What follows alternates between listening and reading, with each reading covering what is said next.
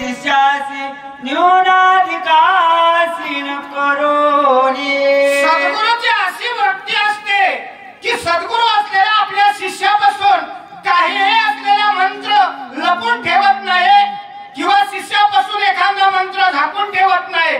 आपल्यापाशी जेवढी काही विद्या आहे, जेवढी काही दयामया आहे, तेवढी सद्गुरू असलेला आपल्या शिष्याला असलेली प्राप्त म्हणजे दान म्हणून देण्यासारखी देतो म्हणले। विद्याचे समस्त वित्त पुत्र स्वामित्वे अंगीकारित तैसे सद्गुरु सुख समस्त शिष्याक्रमित भावाते।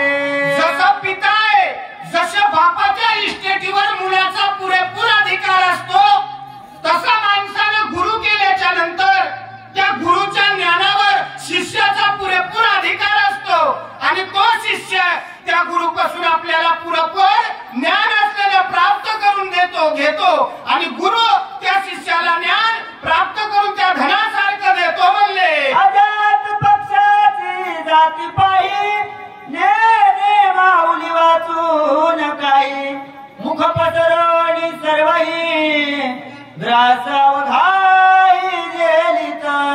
अजात पक्षाची माऊली एखादी चिमणी असू द्या, एखादा कोणताही पक्षी असू द्या, त्या पक्षाचं जर लेकरू घरी असलो, त्याचे डोळे बंद जरी असले तर तो मुख उघडून राहतो निसता। त्याला विश्वास असतो की माझी आई माझ्या करता एक तरी दाना असलेला घेऊन येईल, मग ती आई याच मुखाने असलेल्या पोटातही गिळते आणि याच मुखात दाना घेऊन आपल्या लेकराकरता सुद्धा येते। अशी असलेली माईची माऊली असलेली माईची माया अशी असती म्हणले। तैसेची प्रमेतेने विसरोनी आपुले खाणे